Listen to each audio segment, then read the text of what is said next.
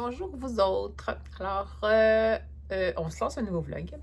On est le jeudi 5 juin et c'est la deuxième fois que je refais cet enregistrement.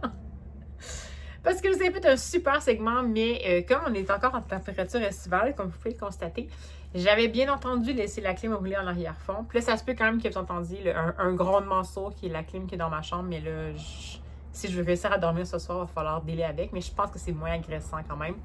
J'ai failli vous le laisser le premier segment, mais il est vraiment. Il était comme. Moi, si j'entendais ça, ça m'aurait horripilé. Donc, nouvelle semaine, nouvelle lecture, parce que je me suis laissée influencer cette fois-ci par un super bon argument, c'est-à-dire ma bibliothèque numérique, en fait, qui m'avisait que j'avais une réservation d'arrivée. Et c'est un livre que j'avais voulu lire la semaine passée comme deuxième lecture. Mais comme ça ne convenait pas à ma thématique soudaine dans mon vlog, thématique soudaine, excusez-moi, pas soudaine, qui était par rapport au genre hybride, ben là, je l'ai laissé de côté, mais j'avais laissé ma réservation comme ça. Puis comme c'était un livre audio qui est arrivé, je me suis dit, ben là, je vais y aller. Alors, je vais poursuivre la lecture d'une trilogie. La trilogie de, je me souviens plus c'est quoi, si je me souviens plus, j'aurais pu regarder avant de recommencer, mais non, ça aurait été beaucoup trop simple. Donc, une trilogie de Peter May qui se passe en Écosse sur des îles. Et c'est le deuxième tome, donc, s'intitule... Oups, lumière. Oh là là, c'est compliqué. Bon, voilà. The Lewis Man. C'est sur l'île de Lewis, je pense. Et donc, en français, c'est L'homme de Lewis, sans surprise. Et on va y retrouver... C'est ça, je vais essayer de vous en parler un peu sans divulgacher le premier tome, parce que c'est vraiment une série de livres qu'on doit lire dans l'ordre. Donc, on va y retrouver Finn MacLeod, qui était présent dans le premier tome, évidemment, qui est un policier qui, dans le premier tome, avait dû affronter un retour sur l'île de Lewis, donc sur laquelle il a grandi, et qui a contribué à quelque chose qui a fait en sorte que a vécu dans son passé, en fait, puis a fait en sorte qu'il n'a jamais voulu y revenir. Puis bon, éventuellement, dans le premier tome, il y a une grosse enquête qui se passe là, et qui, même si ça se passe maintenant, a des liens, sans surprise, avec le passé, mais qui est un passé qui a aussi un lien avec l'inspecteur, potentiellement.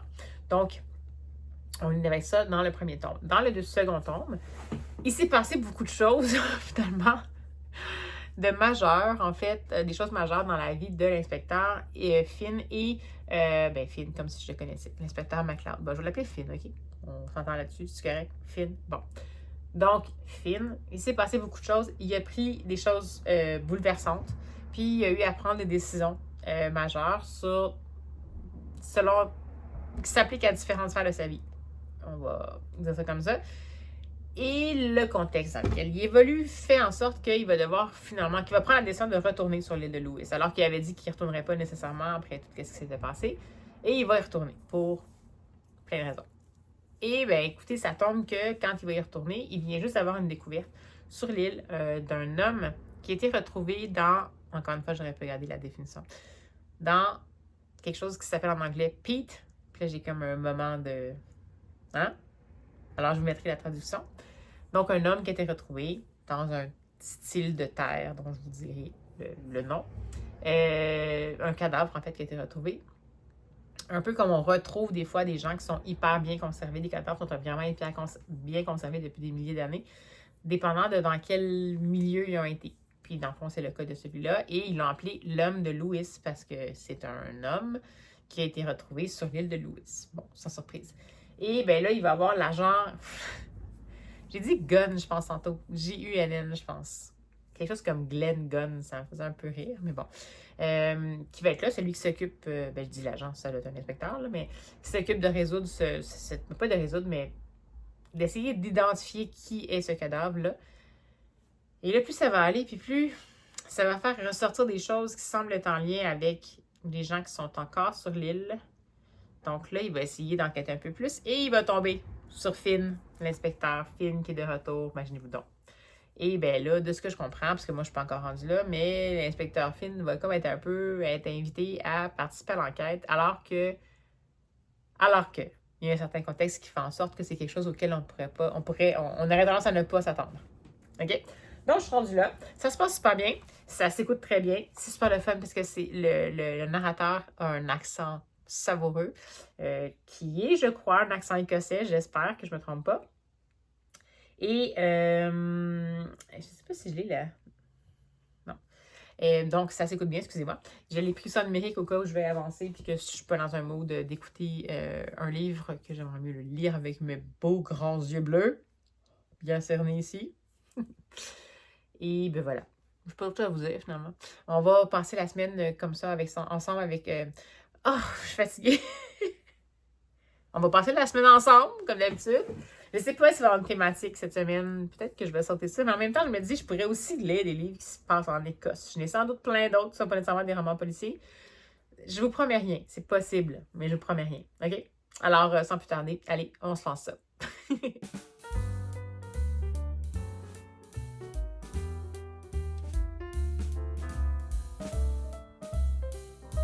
De laisser des traces. On le voit aujourd'hui face à l'invisibilisation des femmes dans l'histoire, dans la littérature, dans la peinture, etc. Si on ne laisse pas de traces, très vite, les personnages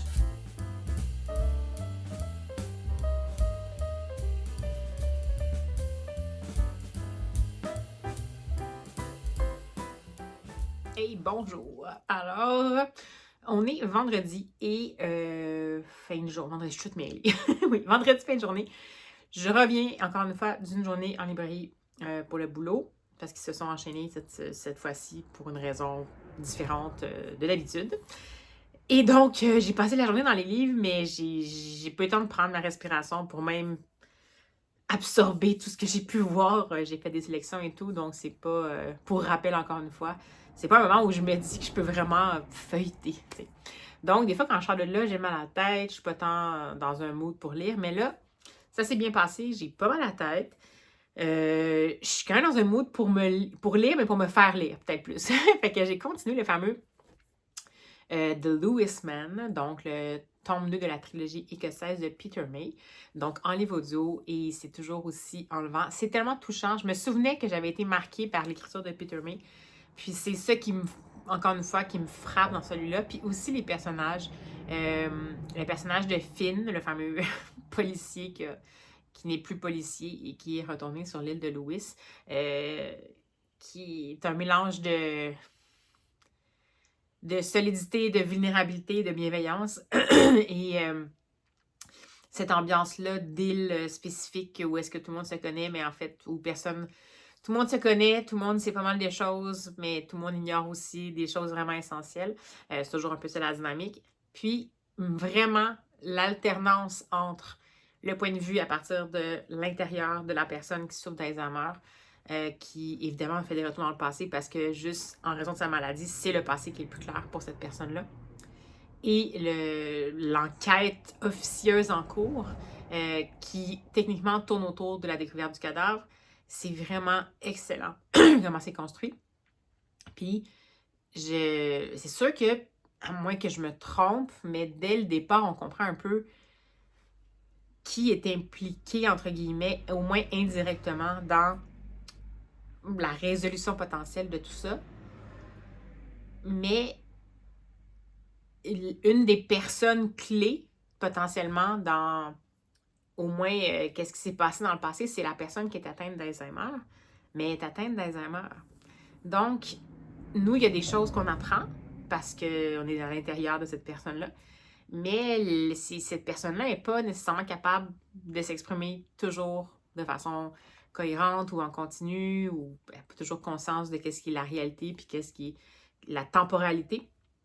Donc, c'est intéressant, je trouve, cette idée-là de que potentiellement des morceaux de casse-tête se trouvent à l'intérieur du passé d'une personne qui n'a accès qu'à son passé, mais pas nécessairement dans l'ordre. En tout cas, je trouve ça vraiment bon, mais c'est surtout super bien écrit.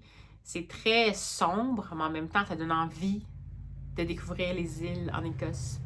Puis là, je me suis dit que j'allais potentiellement lire un autre livre après ça. J'ai même pas fini lui, je suis rendue à la moitié, là. Mais, tu sais, je vais pas nécessairement me dépêcher, là, mais je m'étais dit que j'allais lire peut-être... je m'étais dit que j'allais faire une thématique d'Écosse, peut-être. Je sais pas trop. Je vais regarder. C'est juste que il y a plein d'auteurs écossais, évidemment, que je pourrais découvrir, ou d'autrices écossaises, des classiques. Là, je sais, j'ai regardé un peu puis tout. Mais c'est juste que j'aurais aimé ça avoir quelque chose qui était pas nécessairement un policier, puis pas de la romance ou de la romantasy, puis pas Diana Gabaldon, puis je sais qu'il y a plein d'autres choses, là, je suis consciente, j'ai regardé un peu partout, mais il y a vraiment rien qui m'interpellait.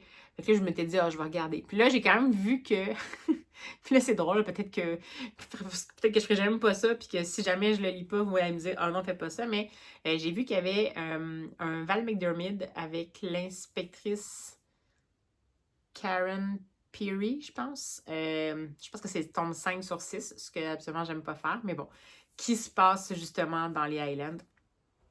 Et il n'y a peut-être pas nécessairement les meilleures notes. Les gens disent que c'est un peu convenu, mais que bon, il y a des gens qui sont en kilt, puis que bon, voilà. Mais j'ai jamais lu Val McDermid. Il m'était toujours dit que j'allais la lire. M'étais toujours dit que ça serait trop dur. Je pense que c'est trop dur pour moi, mais là, je me suis dit peut-être que je pourrais essayer ça. Mais sinon, c'est sûr qu'il y en a d'autres. J'aurais même pu me dire que je lis un auteur. Il me semble que c'est un auteur canadien, là, Alistair MacLeod, pour La perte et le fracas, qui est un classique en fait de ça. Mais c'est plus des gens qui viennent d'Écosse et qui émigrent au Cap-Breton. Donc, j'avais plus le goût d'être en Écosse. Fait que je sais pas trop ce que je vais faire. Peut-être que j'irai même pas en Écosse de nouveau. Je vais profiter de l'Écosse de mon Peter May. C'est tellement bon. Vraiment, là, juste, si vous n'avez pas encore lu cette trilogie-là, ça vaut vraiment le coup. Fait que voilà, je fais mon petit bonhomme de chemin, je travaille encore un peu le matin. Puis, je vous tiendrai au courant de la suite. Mais, c'est ça. Pour le moment, je vais lever les pattes un peu dans les airs après ma journée. Je serais bien allée marcher, mais c'est, nous autres, le contre-coup des feux de forêt, qui sont dans l'ouest, il me semble qu'ils sont au Manitoba, cette fois-ci. Puis malheureusement, ça se rend jusqu'ici, donc il y a des panaches de fumée, l'indice de qualité de l'air est effroyable. Bon, moi, en campagne, c'est un peu moins pire, mais à Montréal, c'est vraiment pas beau. Fait qu'ils disent d'éviter, en fait, le plus possible d'être à l'extérieur. Puis là, je me disais, j'allais au moins prendre une marche, mais c'était pas comme la meilleure idée. Je pense que c'est moins pire là. C'est censé se résoudre potentiellement demain, donc je me dis, je pourrais peut-être y aller demain ou aller courir demain. Mais bon, j'avais quand même un défi aussi à relever. Là, vous allez me voir peut-être plus marcher souvent parce que j'ai décidé de faire bon, je vous en parle, allons-y. J'ai décidé de faire un petit défi de marcher 100 km en juin pour ramasser des fonds un peu pour la Société canadienne du cancer. Donc, j'avais ce défi-là. Bon, je marche quand même pas mal. Fait que je vais l'atteindre, mais c'est juste qu'il fallait quand même que j'ai une certaine discipline. Il faut quand même que je marche un peu tous les jours. Sinon, il va falloir que je me tape toujours des comme 10 km à chaque fin de semaine pour rattraper un peu mon retard. Donc là, ça tombait un peu moins bien, mais en même temps, je ne me rendrai pas malade juste pour ça, n'est-ce pas? Ça serait un petit peu ironique. Alors voilà, j'arrête de blablater et je vous dis à tout bientôt pour vous, dans quelques secondes.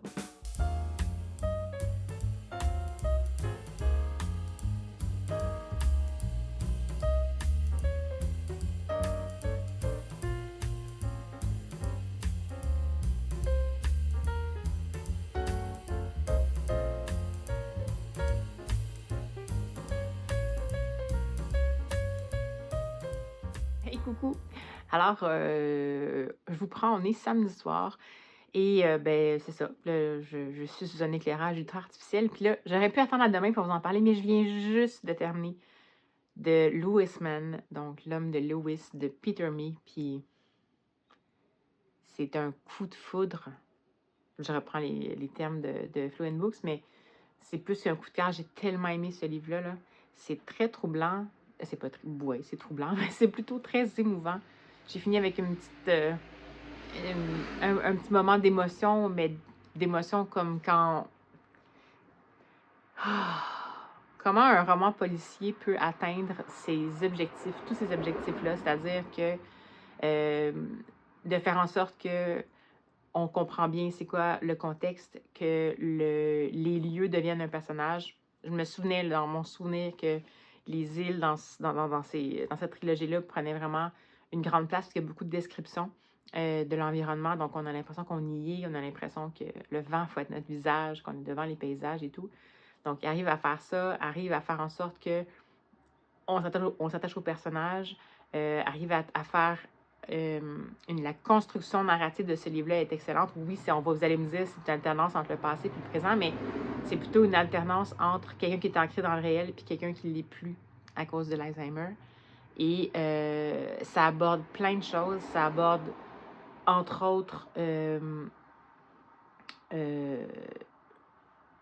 le sort de sans doute plusieurs enfants, bon, en Écosse, potentiellement, mais aussi ailleurs, là, dans le fond, au milieu du 20e, où il y avait beaucoup d'orphelins, des orphelinats, puis que les choses n'étaient pas toujours super agréables.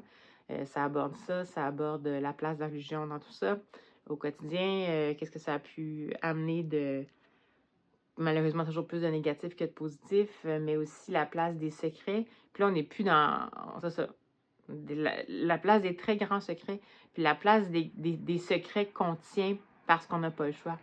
Oh mon Dieu! C'était vraiment bon. Je peux pas t'en dire trop parce que vraiment c'est un tome 2, fait que c'est sûr qu'il y a quand même un lien avec le tome 1, en partie en fait, mais le lien c'est surtout où le personnage de Finn, donc l'inspecteur Finn, se trouve dans le tome 2, c'est-à-dire que où au niveau personnel, il se retrouve, parce que oui, il y a quelque chose qui va se passer à la fin du tome 1 qui a un impact puis qu'on suit à partir dans le tome 2, mais aussi c'est comme le départ, pas le départ, ouais, le début de son retour, dans le fond, sur Lewis Island, l'endroit dans le fond où il a grandi. Puis c'est sûr que ça va s'étaler, j'imagine, sur les trois tomes. Puis dans le fond, on va voir à quel point cette île-là, oui, je dis qui, je sais que c'est une île, mais cette île-là avec laquelle il y a eu un lien fort, mais en même temps plus négatif que positif, mais que finalement, l'île est vraiment quelque chose qui a un impact majeur pour lui par rapport à son sentiment de d'identité, peut-être, d'appartenance et tout. Puis ben ça, c'est drôle de dire ça dans un roman policier parce qu'on a tout ça, cette place-là est quand même grande. Il y a un gros focus sur l'évolution des personnages, les relations qu'ils ont entre eux. En même temps, on perd pas de vue l'enquête. Mais en même temps, ce qui est intéressant, c'est que c'est une enquête, c'est un cold case en fait, parce qu'on découvre un cadavre qui est enterré dans une tourbière, puis qu'on remonte tranquillement, éventuellement, en essayant de trouver des informations, alors que toutes les sources sont taries, puis que les quelques sources qui restent sont peut-être pas en mesure nécessairement de nous en dire plus.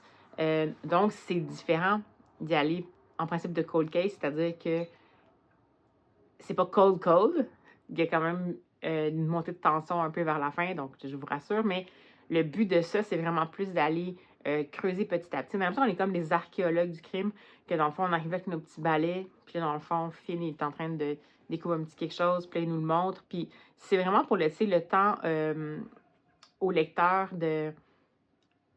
d'apprivoiser les réalités que les personnages nous racontent.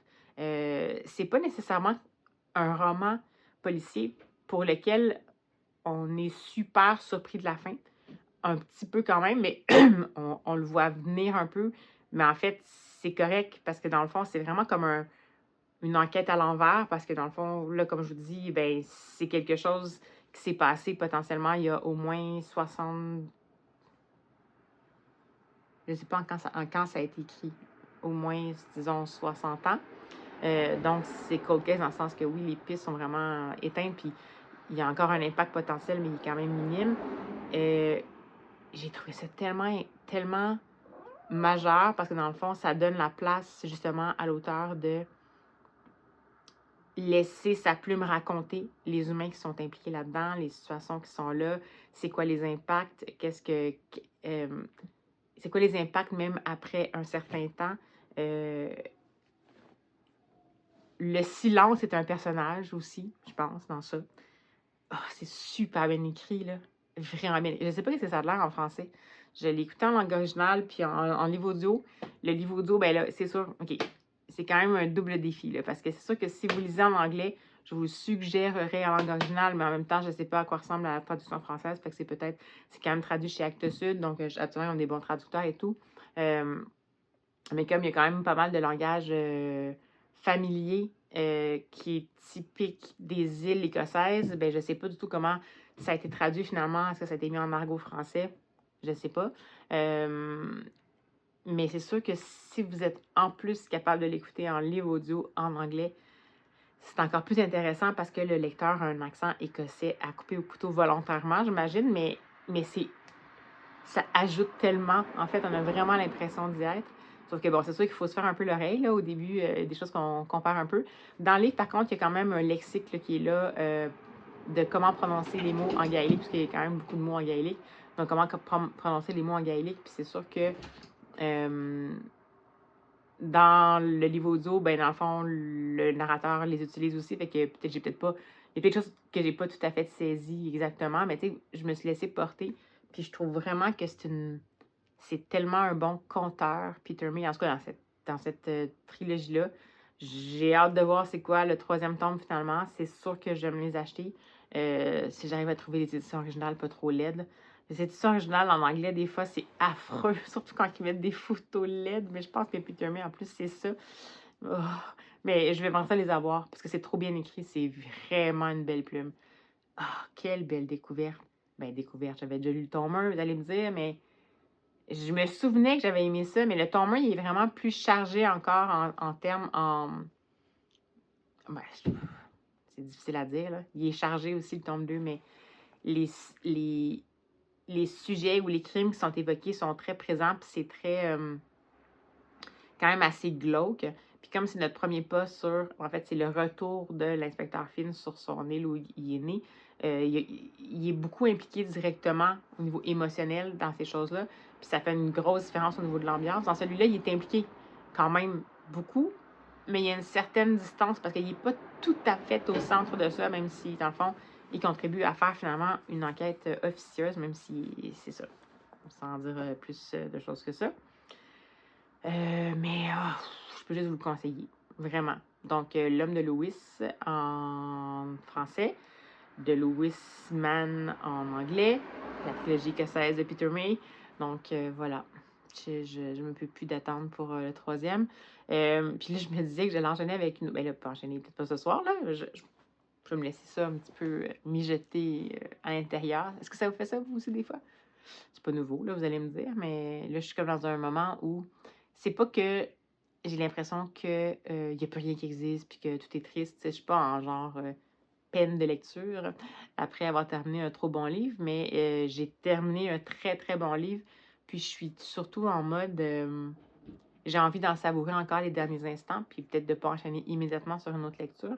Puis c'est surtout que la barre va être vraiment haute. Parce que là, je me suis dit que j'allais potentiellement faire peut-être, encore une fois, un vlog thématique en mettant des lectures qui se passent en Écosse ou dans les îles écossaises. Mais là, comme je vous disais, je pensais à Val McDermid puis sa série de Karen Pihi. Karen Pihi, inspectrice. Puis là, ben, j'ai vu qu'il fallait quand même lire dans l'ordre. Fait que ça se pourrait quand même que j'essaie avec le premier. Parce que celui dont je vous parlais, que j'avais dit, là, qui était, ben, auquel je pensais, qui était le tome 4 ou 5 de la série, j'ai lu juste la 4e de couverture. Puis, on retrouve un corps dans une tourbière. J'étais comme, ouais, je vais peut-être pas enchaîner 2 livres comme ça. Mais j'aimerais ça lire du Val McDermid, parce que ça fait des années que je vais essayer. Puis là, peut-être que je pourrais essayer puis tenter le coup. Sauf que je sais qu'elle est reconnue pour bien écrire, mais je sais pas ça va être quoi. Est-ce qu'elle va avoir un style littéraire? Parce qu'en fond, Peter May, c'est comme...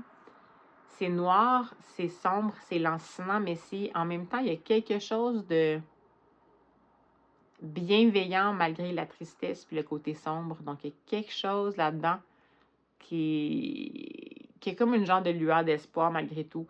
Tandis que Val McDermid, le feeling que ça me donne quand les gens m'en parlent, c'est qu'il n'y en a pas d'espoir. Fait que là, je me dis, est-ce que je fais ça? Anyway, c'est pas grave, on est le soir, on va regarder qu'est-ce qui va se passer. Aussi, aujourd'hui, ben, vous avez vu quelques petites images. Finalement, après le boulot, je suis allée me promener un peu, puis j'ai décidé de faire des petits arrêts dans des boutiques de livres d'occasion et dans une librairie ordinaire. Puis là, ben, j'ai encore failli. Non, j'ai pas failli, là, mais j'ai trouvé des petits trucs. Puis j'ai aussi. Fait que je vais peut-être vous montrer ça rapidement, mais je vais pas non plus ça prendre la majeure partie du vlog. Fait que je vais voir qu'est-ce que je fais. Est-ce que je choisis qu'est-ce que je montre ou je vous montre juste les achats que j'ai faits. Ben, je pourrais peut-être les montrer, pas ce soir, mais demain. Parce qu'il y en a quand même que j'ai déjà lus. Donc, ceux-là, ça va quand même aller assez vite. Je vais pas nécessairement vous les montrer. Puis, peut-être ceux que j'ai achetés aujourd'hui. J'en ai reçu d'autres aussi, mais c'était plus parce que je complète des collections. Fait que je sais pas ceux-là si je vais vous les montrer nécessairement, mais on verra. On verra comment ça va pour demain. Je vais vous dire si j'arrive à choisir une lecture. Je pense que je vais juste explorer ce soir qu'est-ce qui est possible d'envisager pour voir. Peut-être commencer un peu pour voir si je me sens happée, mais pour le moment, suis comme trop bien dans ce deuxième tome de la trilogie écossaise. Même si c'est dur. C'est vraiment weird de me dire que je peux dire ça d'un roman policier. Être bien dedans. Ben, ça me fait un peu penser. C'est pas pareil du tout, ça n'a aucun rapport, mais c'est vrai que j'ai quand même déjà dit ça des Dale's Detective de Julia Chapman. Mais il y avait quand même un peu une ambiance, même si c'était pas un cozy mystery, puis ça allait beaucoup plus loin. C'est du cozy crime plus. Puis ça allait beaucoup plus loin dans le développement des personnages. Il y avait quand même une certaine. C'est comme du roman polar un peu feel good quand même. Mais là, celui-là, c'est pas ça du tout. On est vraiment dans l'ambiance des îles écossaises. Donc, c'est pas quelque chose à laquelle je m'attendais en tant que telle d'avoir ce feeling-là. Mais je suis tellement attachée aux personnages. Ils sont tellement comme humains, puis faillibles, puis en même temps résilients, puis en même temps, ils ont des bons fonds, ou ils ont des mauvais fonds, ou ils ont des histoires qui font que leur fond est un peu instable. Oh, bref, je vais encore m'extasier de mon côté sur cette histoire, puis ben, je vous reviens quand je peux avec ma nouvelle lecture. Et une plume incroyable, donc que j'espère bien aimer. Oh, je sais pas si j'ai pris le bon titre, moi j'ai peur de ce qui se passe souvent en plus. Donc on va rencontrer Hark et Jerk qui sont des orphelins qui ont grandi ensemble dans le même orphelinat et aujourd'hui ils vivotent de petites arnaques en vue de faire un immense casse, de descendre dans les abysses et d'aller voir les trésors qu'ils s'y trouvent.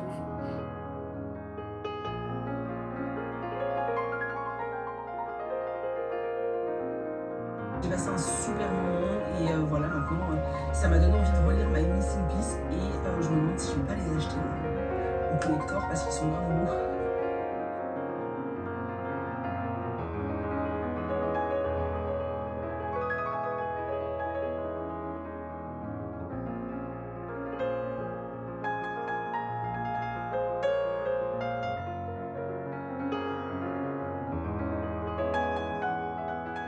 Hey coucou! Alors, on se reprend. On est dimanche le 8 juin, je pense. Et ben, je reviens d'avoir fait un peu d'activité extérieure après 2 jours de pause à cause des feux de forêt. J'ai fait un peu, même si aujourd'hui, l'indice de qualité de l'air n'était pas super, mais là, j'en pouvais. Donc, c'est pour ça que je suis un petit peu échevelée. Alors voilà. Donc, écoutez, après avoir terminé ma lecture d'hier, j'ai beaucoup tergiversé pour la prochaine. J'ai lu Val McDermid, le premier tome de la série de l'inspecteur Karen Perry, comme je vous ai dit, qui s'appelle The Distant Echo. Mais je savais pas si je voulais me lancer dans un autre polar potentiellement encore plus sombre et grinçant, puis peut-être pas avec la dimension qui est un peu poético-bienveillante de Peter May, même si c'est des contextes qui sont pas faciles. Donc là, je me suis dit, si je change de genre, peut-être que j'ai plus de chances que ça se passe bien. Puis là, je me disais, je vais essayer de lire du jeunesse, mais là, c'était pas évident. Puis je l'ai pas tombé, comme je vous disais, dans la romance. Il y en a plein des romances qui se passent en Écosse, mais ça me tentait zéro. Je voulais pas être dans Diana Gabaldon. Les Cozy Mystery en Écosse, MC Beaton, c'est vraiment pas ma cam. Je sais qu'il y en a d'autres, mais c'était pas nécessairement ça que j'avais envie. Fait que là, j'étais un petit peu limitée. Puis là, j'étais sur le bord de me dire, ben c'est pas grave, j'ai plein de livres que je veux lire. Mais là, je me suis dit, non, je vais essayer. Puis je suis tombée en faisant, j'ai regardé plein de listes sur romans qui se passent en Écosse. Il y en avait vraiment plein ben, ça me dérangeait pas que ce soit un auteur qui n'était pas écossais, mais là, que ça se passe en Écosse, mais idéalement avec un auteur écossais. Puis qu'on sente un peu l'Écosse, dans le sens que l'Écosse a un certain rôle dedans. Donc, pas juste anecdotique, voici le contexte, puis après ça, on s'en fout. Et finalement, je suis tombée sur le... Là, je me souviens déjà plus. Je pense que c'est le... The Child of Castle Rock. Je vais vous mettre la vignette. C'est de Natasha Farrant. Je pense que c'est comme ça qu'on le dit parce que je pense que c'est une autrice est censée être britannique, mais il y a d'autres places où ils disent qu'elle est 3/4 française. Fait que ce que j'ai vu, c'est que le livre a été écrit en anglais en premier. Donc, c'est peut-être Natasha Ferrand. Elle a peut-être un des parents qui est français. Mais est britannique. Et c'est une histoire qui va se passer en Écosse, dans un château, dans une école, un pensionnat. Donc, selon la bonne vieille tradition britannique et peut-être écossaise, je ne m'y connais pas, d'envoyer les enfants dans des pensionnats pour apprendre à partir de l'âge de 8 ans à peu près. Et, ma foi, j'aime bien. Ça a une petite vibe un peu Harry Potter, mais ça l'assume un peu. Mais il n'y a pas de la magie, là. C'est du concret. À la limite, il va y avoir un mystère un peu. Mais je ne vais pas non plus tomber dans quelque chose genre le monstre du Loch Ness. Tu sais, il y avait ça aussi. Il y a comme pas de clichés autour de l'Écosse, puis je n'ai pas tombé là-dessus. Puis, dans le fond, on va suivre Alice, qui habite avec son père, qui est comédien, qui n'est jamais vraiment là, et sa tante, qui s'appelle Patience. Et il habite en Angleterre dans un beau domaine qui s'appelle Cherry Castle, je pense, Cherry, je me souviens plus. Cherry Farm, Cherry Grange, je pense, dans une vieille grange. Et après la mort de la mère d'Alice, ben finalement, la petite Alice va pas tant s'en remettre, puis elle va finir par se refermer sur elle-même. Puis éventuellement, comme le papa d'Alice, c'est un comédien, mais qui essaye de percer, puis ça marche pas tant, dans le fond. La tante va finir par décider qu'il déménage, de vendre, en fait, la grange où il habitait. Ben, c'est pas une grange, là, mais l'habitation où il était. Puis elle va déménager à Londres. Le père va partir en tournée. Puis la tante va décider d'envoyer Alice dans ce pensionnat-là en Écosse, qui c'est dans un château. Mais on sent que la tante n'est pas malveillante. Elle a fait des recherches. Puis elle a l'impression que Alice, qui est une grande amoureuse des mots, qui écrit depuis qu'elle est toute petite, qui fait d'ailleurs un peu penser à Emily of the New Moon. Elle a une vibe, Emily, là, vraiment, c'est fou. Même la relation avec son père, un peu distante, en tout cas, bref. Donc, elle a l'impression que ça l'envoie là. Ça va peut-être faire en sorte que Alice va arrêter de vivre un peu dans le passé puis qu'elle va se découvrir un peu à travers un peu ses forces et tout. Donc, ça fait un petit peu ronflant de bonnes intentions, mais c'est bien déguisé, c'est bien intégré. Donc, Alice va partir à son corps défendant parce qu'elle a vraiment aimé son ancienne maison. Elle n'a pas envie d'être dans un pensionnat, elle ne comprend pas pourquoi il faut qu'elle y aille. Puis, c'est quelqu'un qui pourrait être super bonne à l'école, mais comme elle aime vraiment écrire, elle est toujours en train de rêver puis d'écrire ses histoires, fait qu'elle n'est pas super non plus bonne. Et en se rendant là-bas dans un train, elle va rencontrer Jessie, qui est le plus jeune d'une fratrie de 3 frères, qui a une petite vibe Ron, un peu Weasley, mais qui a quand même un don, pas un don, mais que sa force, c'est plus comme le sport. Puis c'est quelqu'un qui est très... il respecte les règles. Il a de la misère à ne pas respecter les règles, comme vraiment quelqu'un qui respecte les règles. Mais en même temps, c'est un grand sensible, mais le plus jeune d'une famille où il y a 3 garçons, 3 frères, il se fait toujours niaiser et tout. Là, il y a un peu la dynamique. Ils vont rapidement devenir amis, mais rapidement, il va se passer quelque chose qui fait en sorte que Jessie aurait peut-être dû parler à Alice de quelque chose et qu'il n'a pas fait. Et ça va un peu créer une espèce de scission entre eux deux. Et rendue sur place, Alice va finalement découvrir Fergus, qui est un peu comme le Draco Malfoy, entre guillemets, c'est l'espèce d'ennemi de Jessie, mais c'est pas une mauvaise personne, c'est juste l'équivalent d'une Hermione. Donc, c'est vraiment quelqu'un qui connaît tout, puis qui dit bien à tout le monde qu'il connaît tout, mais c'est vraiment quelqu'un de super intelligent, mais il est facilement, il s'ennuie facilement parce qu'il est super avancé, puis quand il s'ennuie, il fait des mauvais coups, puis lui, il n'aime pas respecter les règles. Fait que ce que j'ai trouvé cool, c'est que dès le départ, les 3 personnages principaux, on a l'impression que c'est, là, je vous ai fait des référents parce que c'est ce qui est plus facile, puis c'est ce que notre cerveau fait, mais il n'y a aucun de ces personnages-là qui sont exactement ce à quoi on pense que ce qu'on pense qu'ils devraient être selon nos référents, qui sont potentiellement Harry Potter. Donc, c'est super intéressant. Tu sais, quelqu'un, un super bon étudiant qui ne respecte pas les règles, un étudiant très moyen, plus sportif, mais qui aime bien respecter les règles, et une jeune fille indépendante, déterminée, mais timide, qui écrit des histoires, mais déterminée. Fait que, je sais pas, j'ai trouvé ça cool. On s'entend un petit peu des clichés. Puis, on voit que dans cette école-là, c'est un peu spécial. C'est une école qui fait ressortir chaque enfant un talent. C'est pas un pouvoir magique, là, un talent. Genre, t'es bon dans quelque chose. Puis, ben, c'est ça. On voit que certains ont certains talents en tant que tels. Puis, ben, c'est ça. J'ai bien hâte de découvrir ça. Et évidemment, on va évoluer selon les petites guéguerres. Mais là, il y a l'air d'avoir un petit peu des mystères. Puis là, ben, je pense que je suis au moment où, potentiellement, ils découvrent le premier mystère en essayant de se rendre dans la tour où il y a les cours de musique. Parce que ça se passe, c'est un château, en fait, cette école-là. Puis je pense qu'ils vont découvrir quelque chose, puis ils vont essayer d'élucider le mystère. Mais c'est super bien écrit, puis il y a des descriptions aussi, des paysages, parce que quand c'est Alice qui parle, c'est Alice, la jeune fille qui aime les mots. Fait que c'est Alice un peu qui nous raconte l'histoire, qui est un petit peu dans les descriptions. Ça fait un peu penser, comme je vous disais, à Emily of the New Moon. Fait que c'est vraiment, je trouve, pas un bon compromis, parce que je ne suis pas censée faire des compromis, mon Dieu, pourquoi je dis ça, mais c'est vraiment un livre, une écriture de qualité, même si le rythme est quand même assez rapide, vu que c'est un roman qui est destiné plus à la jeunesse, donc on va s'assurer d'attiser la curiosité des jeunes et tout.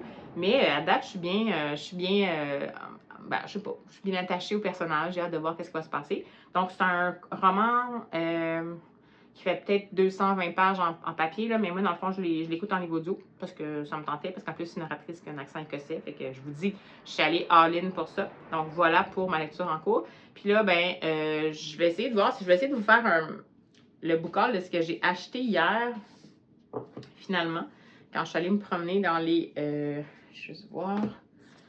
Quand je suis allée me promener dans les librairies, je vous montre un peu des livres.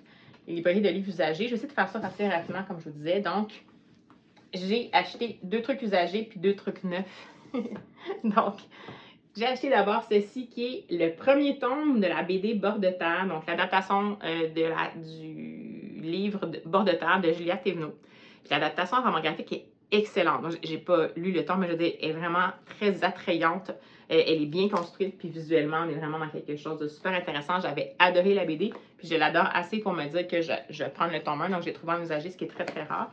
Ensuite, en usagé, ça, c'est plus un achat hommage parce qu'on a appris très récemment le décès assez tôt de l'écrivaine Katarina Mazzetti, donc qui écrivait en suédois, que j'ai beaucoup connu, particulièrement pour celui-ci, Le mec de la tombe d'à côté. Bon, évidemment, traduit un titre très franco-français. C'est drôle. Wow! À l'intérieur, j'ai un billet pour le Rockefeller Center. C'est très drôle. Et bien voilà, c'est le principe d'avoir de l'usager. Donc, comme elle est décédée, puis ça fait longtemps que j'ai entendu parler quand j'étais en librairie, quand j'étais en bibliothèque, j'ai toujours voulu lire Le Mégaton d'à côté, qui fait une espèce de petite vibe, peut-être changer l'eau des fleurs, mais en moins dramatique. Changer l'eau des fleurs de Valérie Perrin, là. Donc, mais en moins dramatique. Puis, donc voilà, je l'ai acheté en me disant, ben pourquoi pas. Je l'ai déjà eu en plus dans ma bibliothèque et je m'en étais débarrassée, puis là, je vais l'avoir. Après ça, ben, en livre neuf, j'ai voulu me procurer, maintenant il est sorti en poche, je n'avais pas vu, le fameux tome 3, ben pas tome 3, ouais, tome 3 de la série avec l'inspecteur Bollorène de Victor Guibert, que j'ai vraiment aimé. J'avais lu déjà, donc j'ai écouté en livre audio, mais j'attendais qu'il sorte en poche parce que j'ai les 2 autres en format poche. Excellent, hein, j'avais jamais découvert Victor Guibert, c'est un must. Et enfin, je me suis acheté le 4e tome, mais le 3e chronologiquement, vous savez. Oui, c'est ça. Donc, de Pierre Giorgio Polizzi, La 7e lune. Donc, celui-ci, on va retrouver, en fait, rassembler des personnages qui étaient dans des tomes différents au début. Donc, ça, j'ai super hâte. Je vais l'écouter en audio, mais je vais pas me... Je l'ai acheté graduellement. Le plus récent, c'était là, puis j'attends qu'il sorte en poche. Mais bref, ça, c'est ce que j'ai acheté. J'avais aussi... Ah non, c'est vrai, j'ai acheté ça aussi en neuf. Enfin, je me suis vraiment lâché lousse, mais là, j'avais pas le choix. La dernière sortie du label Le Renard Doré chez Édition Rue de Sèvres.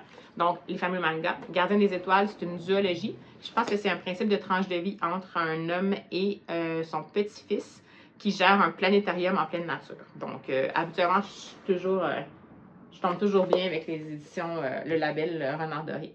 Sinon, ben, j'ai reçu quelques petits trucs que j'avais commandés parce que je complétais des collections, mais un nouveau Virginia Woolf, Moments of Being. C'est quelque chose, un écrit qui est par rapport à elle-même, donc on est plus dans l'autobiographie. Je me suis ensuite relancée dans Sarah Anderson, que j'avais gros aimé avec son... Je vous mettrai au moins un des visuels, je suis sûre que vous la connaissez.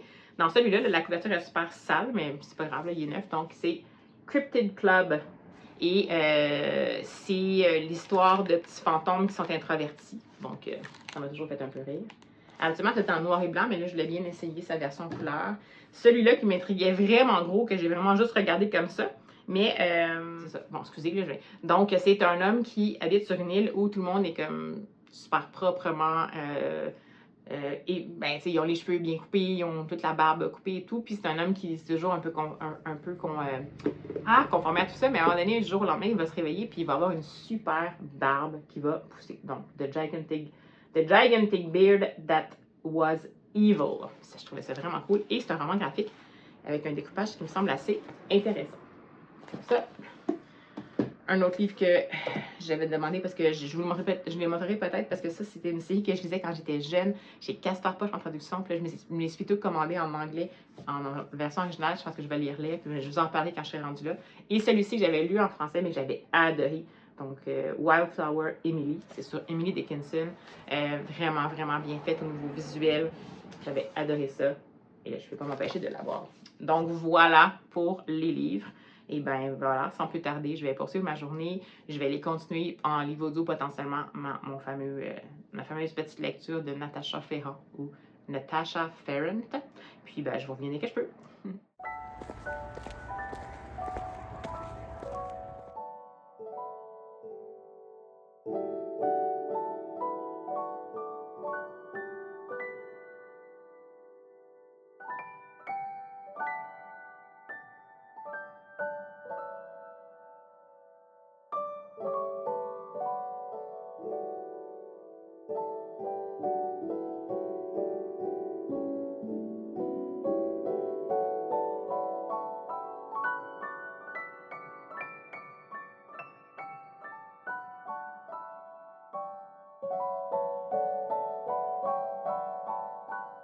Coucou! Alors, on se reprend. On est le lundi 9 juin, je crois. Et ben voilà, on est en après-midi. J'ai pas mal roulé aujourd'hui, dans le sens j'avais beaucoup de trucs à faire, fait que j'ai pas vraiment eu le temps de lire beaucoup, mais comme je fais beaucoup de déplacements, j'ai terminé mon livre audio. Et c'était vraiment une super découverte. J'ai adoré ça. Donc, c'est pour rappel The Children of Castle Rock. C'est de Natasha Farrant. Et je l'ai écouté en livre audio, donc je vous mettrai la vignette pour voir, parce que de mémoire, je me souviens plus c'est quoi le nom de la narratrice. Mais elle était excellente. Donc, c'est un roman, comme je vous disais, qui vise un public des 9-12 ans, mais en fait, les héros et héroïnes ont 12 ans, justement, je crois. Et si à première vue, on a l'impression que ça rappelait, comme je vous disais, beaucoup de repères, d'histoires typiques de fantastique jeunesse, comme par exemple Harry Potter. On est vraiment loin de ça, finalement. On est vraiment dans quelque chose de beaucoup plus original, qui se rapproche à la limite, peut-être plus, je dirais, de T.J. Klune, puis au bord de la mer céruléenne. Donc, on est plus dans cette optique-là. Donc, Castle Rock, c'est vraiment une école privée, donc pensionnat, mais qui permet de faire s'épanouir des élèves qui, ailleurs, s'épanouiraient pas correctement. Donc, c'est un petit peu l'idée, peut-être aussi, de ce qui est proposé dans T.J. Klune, mais T.J. Klune, il y a une connotation parce qu'on considère que c'est des gens qui ont des dons magiques qui sont dérangeants. Et alors que là, c'est pas ça, c'est juste des gens qui ont peut-être pas trouvé la façon de s'exprimer ou la façon de prendre leur place dans la société ou même dans leur famille. Et chaque enfant a son histoire par rapport à sa famille. Il n'y a pas juste des histoires qui sont tragiques, mais il y a aussi des histoires qui sont bien, mais bon.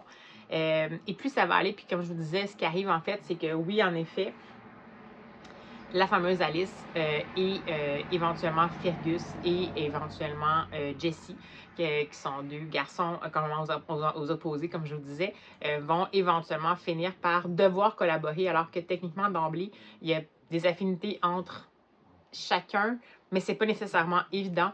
Puis on va vraiment être dans un côté de faut qu'on travaille ensemble. On comprend certaines réalités des autres, mais en même temps, il y a des choses qui nous horripilent. En même temps, il faut comme qu'on avance quand même, puis qu'on trouve une façon d'avancer dans tout ça, de trouver qu'est-ce qu'on a en commun plutôt que de se concentrer sur qu'est-ce qu'on a de différent. Bon, là, ça, c'est une analyse de l'extérieur, parce que c'est vraiment pas pontifiant du tout, là. C'est vraiment super ludique. J'ai trouvé ça juste. C'est vraiment la voix à hauteur d'adolescents. Donc, c'est l'Écosse à hauteur de jeunes adolescents qui ont beaucoup de choses, qui ont beaucoup de choses qu'ils n'arrivent pas à exprimer, qui ont des drames à leur hauteur, des drames qui, à nos yeux d'adultes, peuvent apparaître terribles dans certains cas, plus gérables dans d'autres, mais dans le fond, qui, à leurs yeux, ont une importance aussi majeure, peu importe c'est quoi le drame en tant que tel. On parle ici de pression par la famille, même si on a une bonne famille, mais de pression qu'on va se mettre par rapport à qui on pense qu'on devrait devenir, comment on peut prendre la place dans une fratrie qui semble avoir tellement d'éléments parfaits qu'on n'a pas nécessairement la nôtre. On parle de parents absents. On parle de parents absents et pas toujours fiables. On parle de deuil. On parle de quête de soi, d'anxiété, de crainte. Mais on parle surtout de trouver comment s'épanouir. Puis à 12 ans, on pourrait avoir l'impression que c'est trop tôt, mais en fait, c'est pas qu'on demande à ces jeunes-là de savoir qu'est-ce qu'ils vont faire dans la vie, mais c'est plutôt qu'on essaie de faire découvrir à ces jeunes-là dans quoi ils ont l'impression qu'ils ont une force, puis dans quoi ils ont l'impression qu'ils ont une force, puis dans laquelle ils se sentent bien, donc les deux ensemble. Fait que c'est super intéressant, je trouve. Puis à l'adolescence, s'il y a bien une chose qu'on n'est pas tant à l'aise de faire, c'est ça, ou on n'est pas tellement sûr de nous autres de faire, c'est ça. Puis là, ben, en fait, c'est sous forme d'aventure, puis c'est une aventure qui finalement elle apparaît un peu de base au départ, qui est basée un peu sur des concours qui sont genre un peu de comment se retrouver et survivre en forêt, donc qui sont organisés par l'école et tout. Mais il va y avoir une autre dimension qui va arriver et ça va avoir un lien avec le père d'Alice qui est absent et qui envoie des correspondances à sa fille, qui fait en sorte qu'elle va essayer de, coûte que coûte, aller le voir alors que c'est plus ou moins possible, puis que ça met plus ou moins les autres en danger. pourtant, c'est pas nécessairement quelqu'un qui est téméraire, Alice. C'est même quelqu'un qui a beaucoup de difficultés, qui a beaucoup d'anxiété et tout ça. Elle a même un vertige, le vertige des hauteurs qu'il a pris récemment. Mais avec l'aide de Fergus, avec qui elle s'entend super bien, qui est ce fameux jeune homme très brillant, mais qui a tendance à trop s'ennuyer puis à faire des mauvaises blagues, alors que c'est peut-être pas ça qu'il devrait faire. Et de Jesse, qui est celui qui est le plus jeune de sa fratrie, qui n'a pas confiance en lui du tout, mais qui a vraiment beaucoup de ressources. Elle va finir par arriver à vaincre un peu ses peurs, mais c'est vraiment sous couvert de, comme, on ne sait pas exactement qu'est-ce qu'elle va chercher, on ne sait pas exactement dans quoi son père l'embarque, parce que son père a l'air de l'embarquer dans quelque chose qui est plus grand un peu que qu'est-ce qu'on pourrait se permettre à un enfant de 12 ans, à une jeune fille de 12 ans de faire, ou en fait, le genre de danger auquel on pourrait penser que pour un enfant de 12 ans, c'est un petit peu trop extrême. Puis ils vont y aller. Puis ce que je trouve intéressant, c'est que il va y avoir comme des vrais dangers. C'est-à-dire que, puis il va y avoir aussi des fins pas toutes roses. Il y a de l'espoir, c'est quand même bienveillant. Je vous rappelle que ça vise quand même un public de 9-12 ans. Mais je trouve que tout n'est pas dans la facilité. Il y a des adultes sur qui on ne peut pas se fier. Il y a des adultes qu'on déteste, il y a des adultes qu'on ne comprend pas. Mais il y a aussi des adultes qui sont signifiants. Puis, ben ça, c'est aussi la réalité. Puis oui, c'est peut-être un peu... ça arrive un peu vite dans l'histoire, le fait que soudainement, il y a des adultes signifiants, alors que techniquement, ces adultes-là sont signifiants, mais devraient être aussi en position d'autorité, puis peut-être pas tolérer autant d'écart, mais en même temps, c'est des adultes qui voient au-delà justement des manifestations de troubles potentiels que les jeunes ados vont avoir, et puis qui décident de leur faire confiance. Je trouve qu'il y a ça à la fois, mais comme je vous dis, ce que je trouve intéressant, c'est qu'on laisse vraiment les jeunes trouver leurs solutions. Puis c'est pas toujours des bonnes solutions, puis ils se rendent compte à un moment donné que c'est pas des bonnes solutions. Puis ils ont aussi des réactions de panique, comme n'importe quel humain devant des situations qu'on contrôle pas. En même temps, ils vont réussir à se ressaisir, mais tout est pas parfait. Ils en sortent pas absolument indemnes et joyeux et frais et dispo, mais c'est pas non plus le drame, là. J'ai trouvé ça super bien équilibré. L'écriture est vraiment belle. Je maintiens le fait que c'est une écriture qui m'a un peu fait penser quand même, comme quand c'est narré par Alice, comme je vous disais, un peu à Lucy Montgomery, par rapport à la place que la nature a dans l'écriture, donc les descriptions. Je trouve vraiment qu'on perçoit en fait les îles écossaises très bien. On a l'impression d'y être. On a l'impression qu'ils nous vendent dans le visage avec les embruns et tout. Mais en même temps, ce que je trouve qui est encore plus tangible, c'est vraiment, je trouve, l'adolescence puis les quêtes intérieures de ces trois jeunes-là. Je pense que c'est ça qui est un peu l'essentiel. Je connaissais absolument pas cette autrice-là. Je suis hyper contente de l'avoir découverte parce que je l'ai vu passer de nulle part en plus, cette autrice-là. Elle en a écrit d'autres. C'est quand même un one-shot, celui-là. Mais je pense quand même que je vais peut-être lire ses autres éventuellement. Je trouve que c'est une plume qui est excellente. Ça a été traduit en français, je pense, chez Gallimard Jeunesse. Je crois que c'est l'aventure de Castle Rock. Fait qu'il ne faut pas se fier juste au fait que ça a l'air d'être un roman middle grade. Puis oui, comme je vous dis, c'est sûr que le rythme est quand même assez... c'est pas un rythme descriptif, c'est pas un rythme lent. C'est pas non plus un rythme hyper accéléré comme, mettons, pour les romans pour les 7-8 ans, où est-ce que là, on essaie vraiment de tout bousculer. En même temps, c'est sûr que les choses vont bon train. C'est certain que les relations vont se créer un peu rapidement, mais en même temps, ça fait partie de ce qui est proposé dans ce type de roman-là, ou des romans d'aventure, que je dirais. Donc, mais même si ça se crée rapidement, je trouve que l'espèce d'histoire qui entoure les personnages, leur passé, leurs liens familiaux, leurs questionnements, ce qu'ils vivent et tout, je trouve que c'est vraiment... on s'y attache, on y croit. Donc, c'est pour ça que je trouve ça super important. C'est rare, c'est pas toujours réussi, des romans jeunesse comme ça. Puis, ben voilà, je suis super contente de l'avoir lu. Donc, c'était vraiment... Ben, j'ai cherché en même temps parce que je trouvais pas rien qui m'intéressait. Mais en même temps, ça aurait pu être un flop. Puis finalement, c'est une super découverte. Donc, très heureuse. Sinon, dans les pérégrinations, aujourd'hui, je me suis ramené autre chose. Et ça, c'est déjà prévu dans mes achats pour le mois en juin, juillet, autochtone. Donc, j'ai fait l'acquisition du dernier roman de la porte-parole, en fait, du mouvement Enjeu chez l'Autochtone, qui est Moira Washteskun Bacon. Donc, c'est l'ami de mon père chez Ananorak. Et je vais la 4e de couverture. Maria est persuadée que son père, Tom Basile, la déteste. Comme elle doit passer les vacances d'été chez lui dans la communauté de Pimichuan, elle se sent piégée. Mais sa rencontre avec Kukuminash, une aînée pour le moins étrange, et une pluie tout aussi insolite de flocons de pollen la feront basculer à l'époque de son père adolescent, au cœur d'un événement tragique qui marquera toute la communauté. Un roman où la colère et la révolte adolescente cèdent la place à l'ouverture du cœur.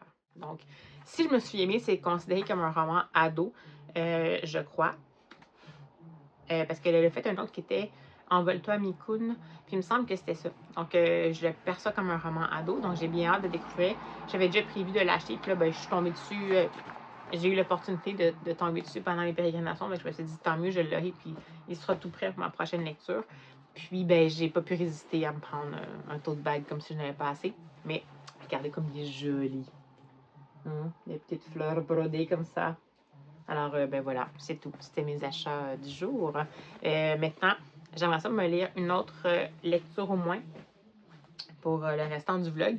Puis là, j'ai cherché vraiment beaucoup par rapport aux auteurs écossais, puis je sais que je pourrais potentiellement en trouver plein, puis il y a plein de classiques, mais je sais pas, il y a rien qui me tente. Comme je vous dis, j'ai encore Val McDermid, mais j'aurais aimé ça, avoir un autre genre. Comme là, tu sais, j'ai eu un roman policier, mais c'est plus du... C'est un roman policier, mais c'est comme de la littérature policière, disons, avec Peter May. Le roman Jeunesse d'aventure avec Natasha Farrant. Puis, j'aimerais ça peut-être avoir un autre genre. J'aurais pensé d'être une BD, mais sinon, je sais pas trop. Parce que, comme je vous dis, j'aimerais ça éviter la romance puis les Cozy Mystery en Écosse parce que j'ai trop peur de mal tomber. Puis, dans la littérature contemporaine, il y en a beaucoup. Mais on dirait que j'aimerais ça avoir lu la littérature de genre. Je sais que, je pense, Ian Banks, qui a écrit la littérature de genre, puis qui est un auteur écossais, mais j'étais pas sûre d'avoir envie de m'en aller là-dedans, mais je sais qu'il y a ça aussi. Donc, je vais voir. De toute façon, je vais venir au courant quand je vais avoir avancé un petit peu. Mais voilà, c'est le petit coucou de la journée. Fait que, à bientôt!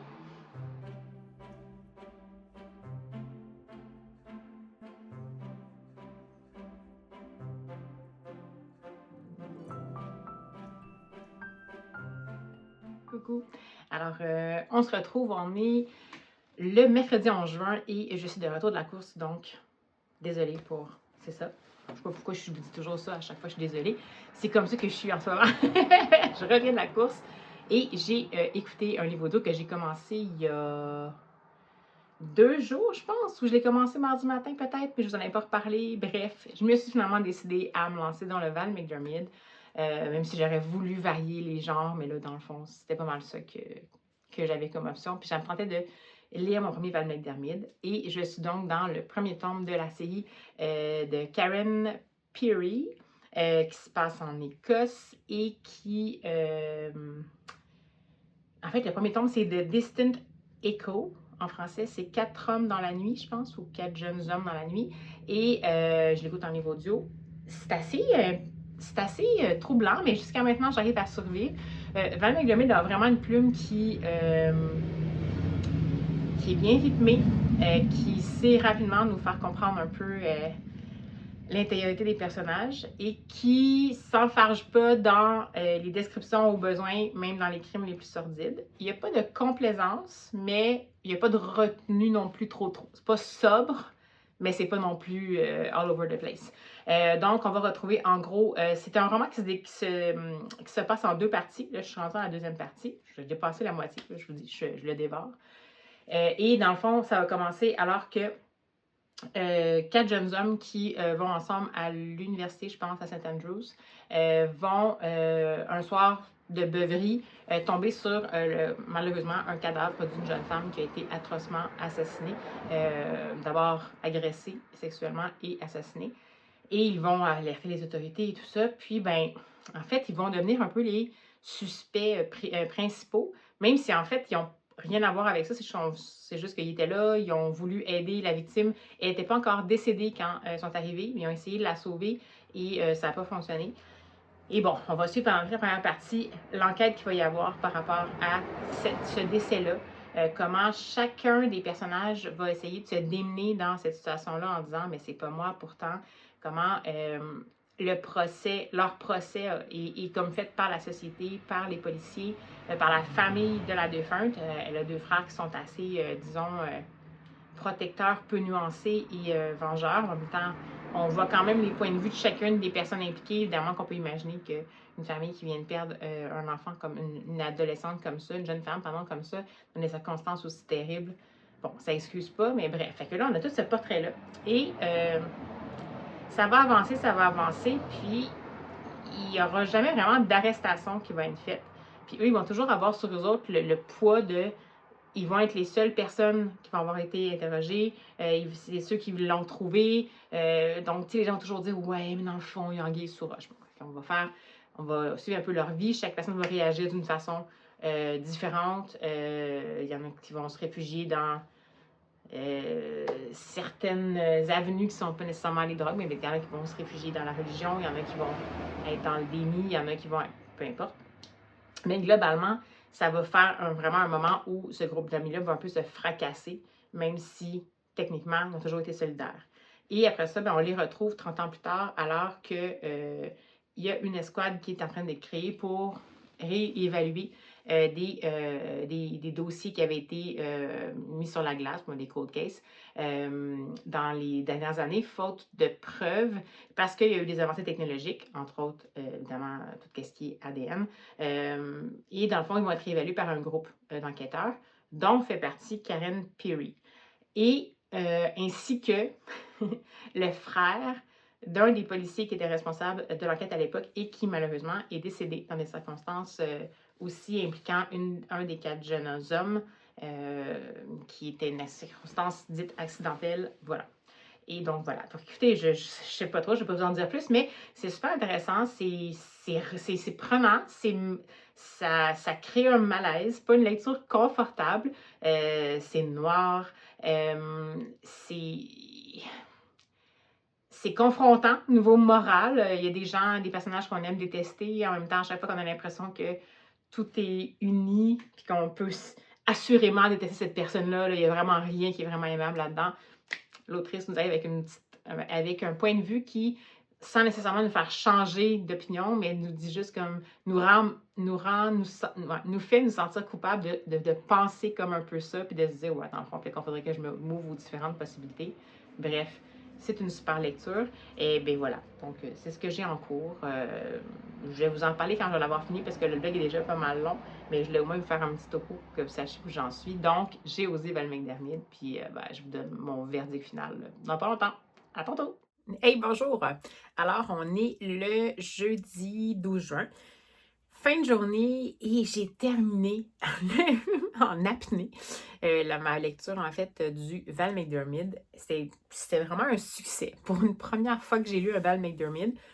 Bon, c'est le premier tome de la série des Karen Peary. Karen Peary, je ne sais pas trop comment ils disent son nom. Mais bon, en fait, elle a vraiment un rôle totalement accessoire dans ce roman-là. Premièrement, elle arrive dans la 2e partie seulement, parce qu'elle fait partie de la fameuse escouade qui revoit un peu, qui réévalue les dossiers qui avaient été mis sur la glace de la police et tout ça. Mais elle va quand même jouer un mini-rôle dans le dénouement qui va, disons, faire découvrir au lecteur un peu peut-être de quel bois elle se chauffe, parce qu'elle va avoir une décision éthique, morale à prendre, mais on n'en apprend pas beaucoup sur son caractère dans ce tome 1. Donc, je peux comprendre peut-être pourquoi. Il y avait des gens qui avaient un petit peu des commentaires un peu mitigés par rapport à ce livre-là, ce tome-là, en fait, de la série. Puis, ben, moi, je suis contente de l'avoir lu parce qu'il est dans l'ordre, parce que clairement, je vois c'est quoi le contexte un peu, puis comment ça peut avoir un impact sur la suite des choses.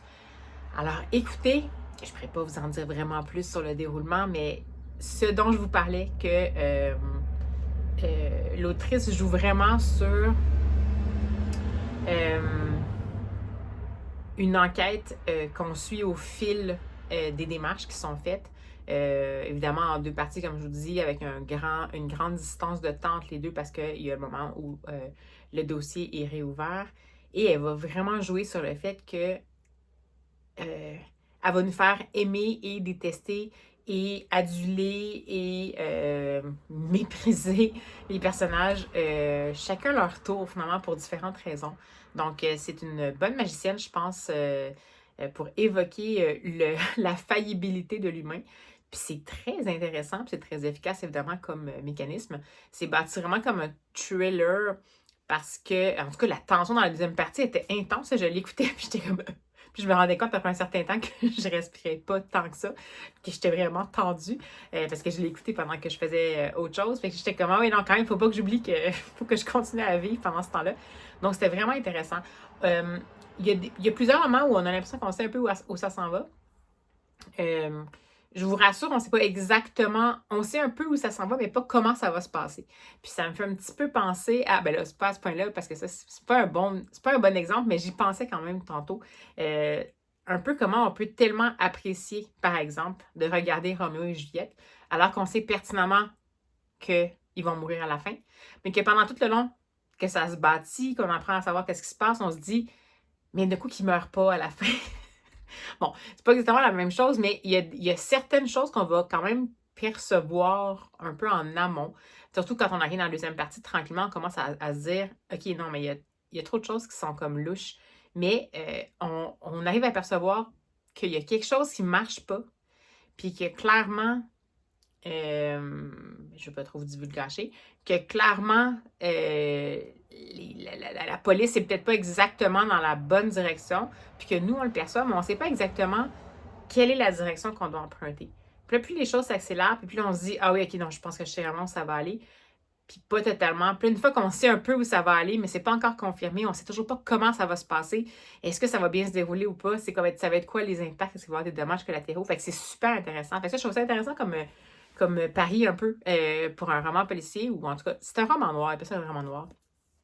Je trouve ça intéressant comme proposition, dans le fond, de se dire, ben, premièrement, elle a quand même, elle propose, Val McDermid, vraiment, mais en fait, c'est du polar, ça peut être la littérature policière, on est vraiment plus dans une écriture un peu plus utilitaire, en même temps, le paysage est quand même là un peu. On est beaucoup plus dans l'intériorité des personnages, donc on apprend quand même à comprendre plus leur psychologie. Donc pour ça, pour moi, des fois, ça fait plus partie de l'ordre de la littérature policière.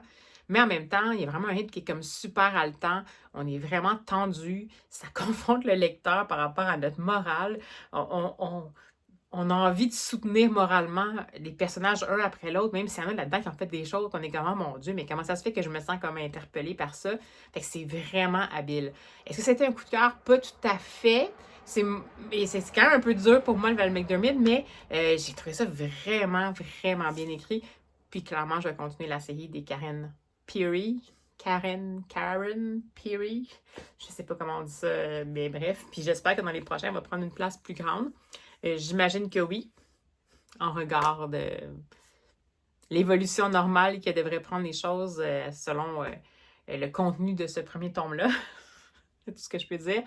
Mais je sais que je sors je réinvente pas la roue, là. Val McDermid, elle existe depuis tellement longtemps, elle est connue partout et tout. Moi, c'est juste que j'ai toujours l'impression que c'était pas pour moi. Puis, ben, je pense que certaines séries vont l'être.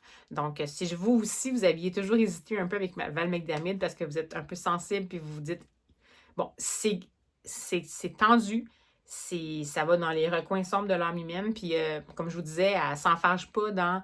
Si elle a quelque chose à dire puis à décrire, puis que c'est terrible, elle va le décrire, mais en même temps, comme je vous expliquais, elle se complaît pas non plus pendant comme 60 pages sur la situation. Fait que je trouve que c'est un compromis pas si mal. Au pire, on peut lire un peu en diagonale ou en fermant à moitié les yeux. Moi, c'était plus dur parce que je l'écoutais, mais j'ai peut-être avancé des fois des petites 15 secondes par 15 secondes pour voir là, passer les petits bouts, mais c'est pas non plus omniprésent. Je trouve qu'on a vraiment le côté aussi un peu procédural, tu sais, une enquête, comment ça peut fonctionner. En Écosse, le système légal est différent. De ce que je comprends, ça semble dire qu'en Écosse, en fait, ils doivent absolument avoir quelque chose qui est tangible, des preuves tangibles, pas juste une confession. Ça peut pas juste marcher si quelqu'un fait une confession. Fait que ça amène quand même une autre dynamique, évidemment, que les policiers vont chercher toujours à avoir quelque chose de tangible. Puis ça va avoir une grosse dynamique aussi sur, habituellement, comme cette histoire-là en tant que telle, ce qui fait que potentiellement, quand ils sont plus jeunes, les jeunes garçons ne se font pas arrêter tout de suite, c'est qu'ils n'ont pas de de preuve, en fait. Donc, même si quelqu'un dans eux autres pouvait se confesser, en tant que tel, ça n'a pas de valeur au niveau du tribunal. Donc, ça, c'est intéressant de voir un peu un nouveau système de justice. En même temps, c'est un peu vertigineux quand on se dit, mon Dieu, mais OK, ça veut dire qu'il y a beaucoup de monde qui doivent s'en sortir. Mais bon, bref. Fait que, très bonne lecture. J'ai déjà passé à autre chose, mais je vais vous en parler dans le prochain vlog. Mais je vais passer à un mode un peu plus relax peut-être la semaine prochaine pour essayer de faire baisser ma tension un petit peu. Mais c'était vraiment excellent, fait que je vous le conseille sans hésiter. Alors voilà, j'espère que ça vous a plu ce vlog-ci sous le thème de l'Écosse. Et ben, n'hésitez pas à vous manifester en commentaire si ça vous dit. Moi, ça va me faire plaisir de vous lire. Puis d'ici à ce qu'on se revoit, ben, j'espère que vous allez avoir des belles lectures. Puis ben, on se dit à la prochaine!